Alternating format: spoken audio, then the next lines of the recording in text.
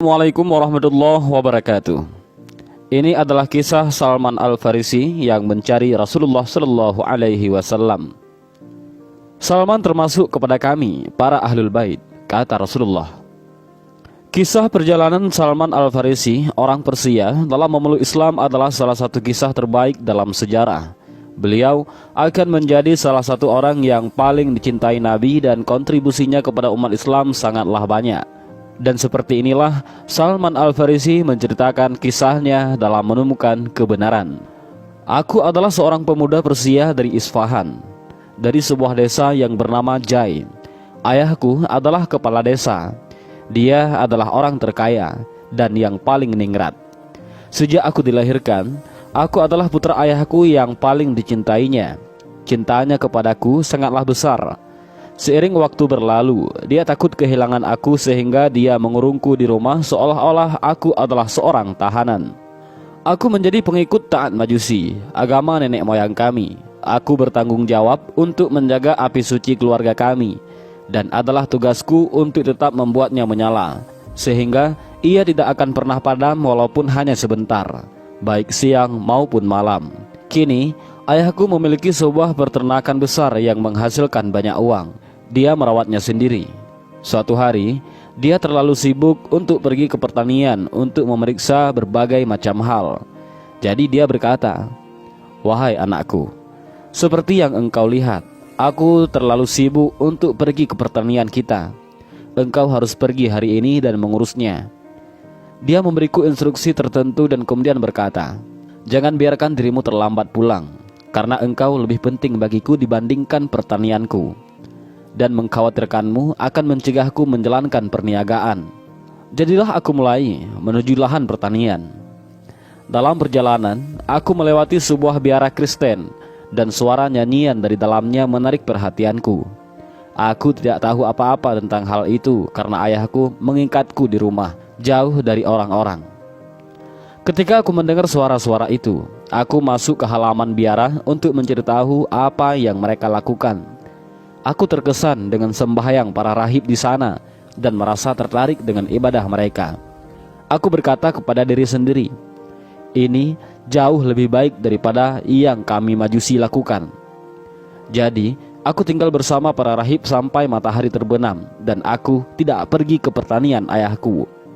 Aku bertanya kepada mereka dari mana agama ini berasal, dan aku diberitahu bahwa itu berasal dari Suriah. Malam harinya aku pulang. Ayahku sangat khawatir sehingga semua pekerjaannya terganggu. Dia bertanya dari mana saja aku dan mengapa aku tidak mengikuti perintahnya. Aku berkata, "Wahai ayah, aku melihat orang-orang sembahyang dalam sebuah biara. Aku penasaran dan tinggal bersama mereka sampai matahari terbenam."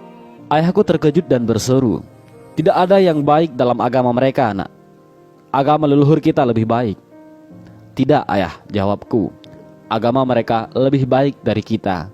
Ayahku ketakutan bahwa aku akan meninggalkan agama kami. Jadi dia mengikatku di rumah dan mengurungku kembali di rumah. Ketika aku mendapat kesempatan, aku mengirim pesan kepada para biarawan Kristen, mengatakan, "Manakala rombongan datang dari Suriah, beritahulah aku." Tidak lama setelahnya, mereka mengirim kabar kepadaku bahwa memang ada rombongan yang datang. Aku meminta para rahib untuk mencari tahu apakah para pedagang mau membawaku ke Suriah bersama mereka ketika mereka menyelesaikan perniagaan mereka. Mereka sepakat untuk melakukan ini. Aku berhasil membuka ikatan kakiku dan melarikan diri dari rumah.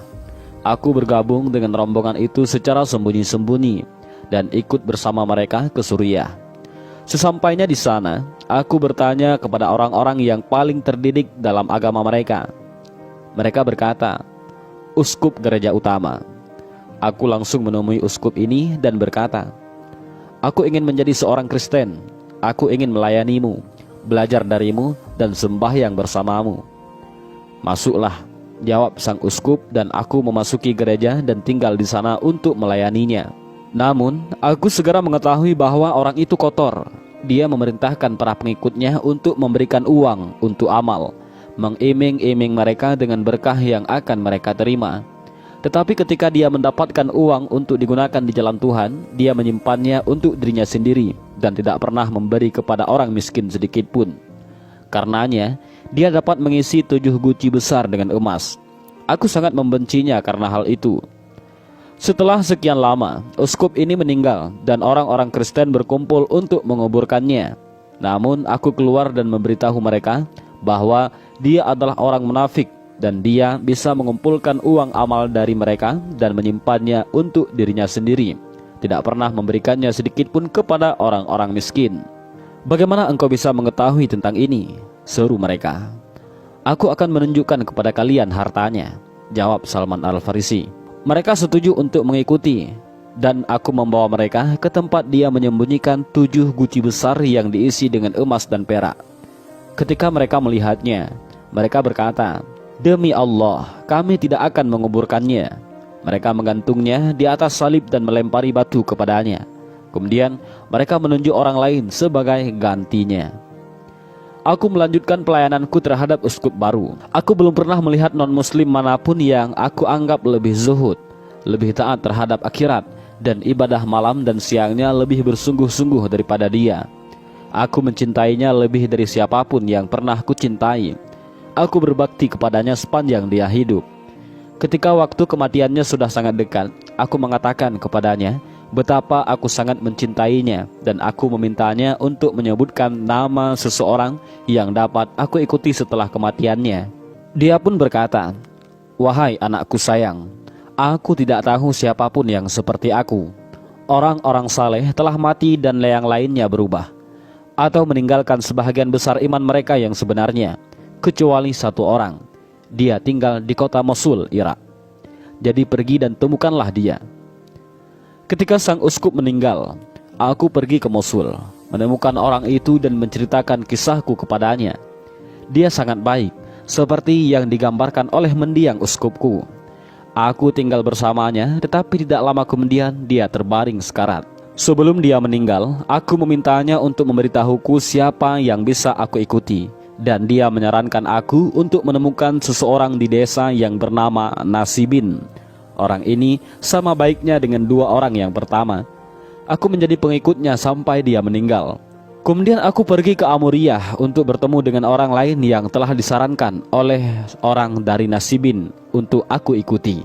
Aku mengabdi kepada orang ini yang sama baiknya dengan yang sebelum-belumnya. Di sana aku bekerja sampai aku memiliki beberapa sapi dan sedikit domba. Sebelum dia meninggal, aku memintanya untuk memberitahuku apa yang harus dilakukan dan siapa yang harus diikuti. Dia berkata, "Nak, demi Allah, aku tidak tahu siapa lagi di dunia ini yang masih mengikuti apa yang telah kita ikuti. Tetapi sudah tiba saatnya bagi seorang nabi untuk muncul di tanah orang-orang Arab.